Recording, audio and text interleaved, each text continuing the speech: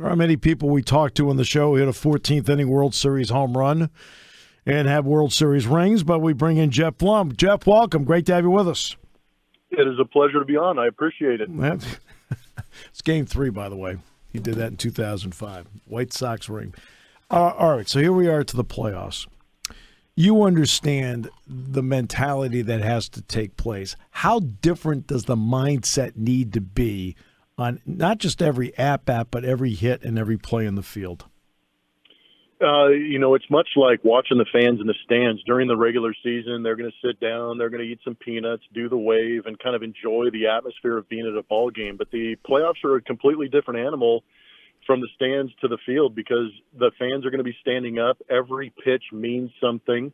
And for a player during the regular season, it's about winning. It's about helping your team, but it's also about creating a career, getting a contract, getting paid, and trying to develop yourself as a ball player. But once you get to the postseason, all of a sudden all the numbers go out of the way, and you're just thinking about finding a way to make each play. You're finding a way to make each pitch. You're finding a way to get that big hit in that big situation. So the focus narrows a little bit. And when you get to this position, you've got teams who know how to focus. That's how they got here. And now it's just a little more fine-tuned and honed in. But a lot of it's based on being able to execute. Guy that executed well all season, winning 18 games, was Justin Verlander. How remarkable was his season as you viewed him all year? We literally ran out of superlatives to give to Justin Verlander because, you start out in spring training and you understand that, the owner Jim Crane took a flyer signing him after Tommy John and not pitching in 2 years. What is Justin Verlander going to look like? What is he going to be able to bring to the team? And here he is sitting on a 1.75 ERA. Mm-hmm. His whip is at .83, I believe it is. Mm-hmm. And opponents are hitting under 200 against him. So he basically came back as a very good version of who he was before he went on that injured list with the Tommy John surgery. But at the age of 39, having Tommy John and being in line for a Cy Young Award-winning season is beyond comparison because he'll be the only guy that's ever done it. When you look at the teams in the playoffs, bullpens become exponentially more important at this time of the year, and managers make moves earlier at this time of the year. When you look at the bullpens, who's among the better bullpens in the playoffs? Which ones should a manager be worried about? You're exactly right. During the regular season, watching especially a team that I cover in the Astros, they allowed their pitchers to go into that 6th and 7th inning quite a bit, which helped the bullpen stay fresh. They pitched extremely well. So arguably right now, the Astros may have the best bullpen as far as depth and with the numbers because they've got guys out there that have all done very good in high leverage situations. Dusty Baker and Josh Miller, the pitching coach, have done a good job of putting them in certain matchups where they're going to see the success. But, the way that the Braves pitch, the way that the Dodgers pitch, I think those two teams, as far as pitching, are very good. The Dodgers may have a better bullpen, but the Astros in the American League, nobody is matched up with their pitching. And their ability to go out there and actually shorten a game in the postseason like you're talking about may actually prove to be to their advantage because they can bring in 4 or 5 high-leverage guys that are accustomed to pitching late in games. See, and that's what I see with the Yankees. The first half of the season, the Yankees had the depth in the bullpen you're talking about, but attrition has taken a toll on that staff. Is that how you look at it? I do, and they had a couple of injuries too. Clayton Holmes and I believe Michael King out there. Those were guys that were absolutely wipeout dominant through the first half of the season. Then you have a couple of injuries, a couple of hiccups. Aroldis Chapman isn't performing the way you want him to, and you're trying to start to fill voids, and that's where your bullpen takes a beating a little bit. And I still even think now, with Aroldis Chapman not being on that roster and the question marks around some of those guys, it's going to make it tough for Aaron Boone and Brian Cashman to put together a bullpen that they feel can back up a rotation if they have the lead. It would not be obviously fair to go past the Yankees without asking about Aaron Judge. I mean, to see somebody hit 62, drive in 132 the way he did, and still hit right in the 310 range. What did you think in watching this play out, especially in September? Well, he's an absolute Adonis, and I'm not sure, if you ever get a chance to go watch this guy play, go, because you hear about the mythical size of 6'7", 250, and being elite as far as being fast. He can play center field at that size, And then he can also get on the plate and hit you 300, which is remarkable. And he can drive the ball out of the ballpark at a moment's notice. Obviously, he is a game-changing type athlete, both defensively and on the offensive side. So it's, as amazing as it's been to watch, I'm not sure if this is just the beginning of Aaron Judge because he's so good. And you're right. See, and this is something I've tried to point out all season long. It's like, watch him play defense. Yeah. Because the hitting is one thing. Anybody can sit there and watch him hit. He's a really good all-around player. I have to ask you about the Dodgers, because the Dodgers have been – and they've had the Padres number, and not just having the Padres number. I'm talking when they beat the Padres, it's 9-1, it's 13-2. I mean, it's been amazing. When you look at how they're constructed, and money makes a difference, let's not pretend that. Mm-hmm. How do you look at the balance of the Dodgers across the board? I'm actually kind of curious to see how they do in the playoffs, because they set a franchise record with 111 wins. They've got incredibly dominant starting pitching. Their bullpen's been lights out. But for me, it's kind of been the offense has been a little inconsistent. Mm-hmm. Mookie, they rely so much on Mookie Betts. Trey Turner is an absolute animal in that lineup, getting on base, stealing bags. They go first to third, great.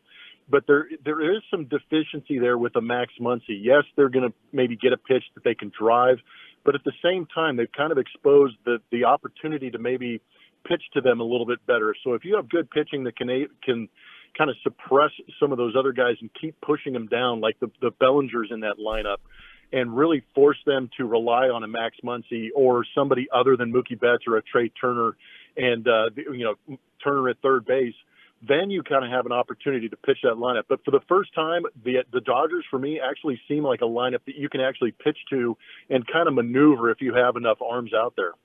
And then there's the Braves. I mean, the defending champions started out 23-27. That's what they were through 50 games. Now, how do you view the Braves? Well, what's amazing to me is that the two World Series teams from last year and the winner of the Atlanta Braves, they actually got better. Yes. And it's not too often that you can say that about a team. Dansby Swanson is having a career year. Albies may come back later if they move on in the championship series, if not World Series. But their rotation is magnificent. And then you add in a Spencer Strider, who is one of the better pitchers I've ever seen in this league, with his ability to pump 98 to 100 with a slider that not many people can catch up to, make them devastating. Granted, their bullpen may be a little shaky and they have some spots to work out there. But when you're able to go out there and thump and put 5 runs on the board in a heartbeat, and, they solidified their defense with Michael Harris in center field. This guy has been dynamic, both offensively and defensively. And the way you make a pitching staff better is play great defense, and that's what he's allowed them to do. And Freeman, of course, is now with the Dodgers. Well, they pick up Olson, but they also have Acuna back because he missed all of the playoffs last year in the second half last year. What kind of difference makers can Olson and Acuna mean to what the Braves want to do? Well, it's amazing to think that you can actually have a guy like Freddie Freeman walk and go on free agency to another team, and you almost make a lateral move in picking up a guy like Matt Olson. The at-bats are going to be a little bit different. Freddie really works counts, can handle the strike zone, get the on-base percentage up. But at the same time, Matt Olson can go out there and drive you in 3 runs with one swing of the bat. So at the plate, you're not really losing too much. And I actually think that Matt Olson might be one of the better first baseman defenders, because I've watched him for years with the Oakland A's go out there and win Gold Gloves and pick up guys with his ability to scoop and his ability and his intuitiveness to go over there and adjust to hitters and where that ball is being placed. Matt Olson is a nice addition, but you're right about Acuna Jr. I mean, 5 tools, plays defense, has the arm, has the power, has the ability to get on base, and this guy just wreaks havoc when once he's on base. He can steal you a bag or score from first on a double. Yeah, no question about that. I look at the managers, and I know other guys have won titles. I just feel the Astros have a big advantage with Dusty Baker. You've watched him on an everyday basis. What does his demeanor and his instinct for the game mean? I think that's the biggest thing, because, when he came in, he obviously got the keys to a Ferrari, so he knew the engine was there. It was just, how do you redirect this and put it in a positive light? How do you deflect everything that happened in that 2017 scandal? And Dusty has been more than admirable in that position of leadership, just in the sense he can get out in front of a story and he can change the narrative. The guy's got 45, 50 years in Major League Baseball between being a player, front office, and being a manager. There is nothing that phases this guy. So I think the fact that he's been such a calming influence and kind of that fatherly figure in front of these guys who are in the heat of turmoil has given them an opportunity to play better, because they don't have to worry about that kind of stuff. Dusty just says, look, people are going to say what they're going to say. You don't have to believe that. You just believe that you're a good ball player. We're going to go out there and play as hard as we possibly can because I have the utmost belief in you. But he's been a tremendous leader and calming influence for sure. Jeff, I want to ask you about the analytics part of it, because obviously every time we turn around, somebody's mentioning an exit velo, or it could be a home run in this park, but not this, whatever. The influence on the game as to how you see it, right? Because, I mean, you see it every single day. So how's it influencing how the game is played? And at the same time, what is your feeling about the use of analytics? There are parts of it I think are great. They're great for me being on, and for you and I being on the media side, because now we have a little more information to tell a story that we're trying to explain. Because, I'm lucky enough to work with a partner who does a lot of research and does a lot of preparation. So when I see things on the field, we didn't have names and numbers to put to things when I was playing. Right. Yeah. Man, I crushed that ball, and now it's like, I got to run up and see what my exit velo is. That's how the game's changed a little bit. And I hope that it hasn't infiltrated, too much into the clubhouse, because players still play the game. Players are still married. They're still having off the field issues.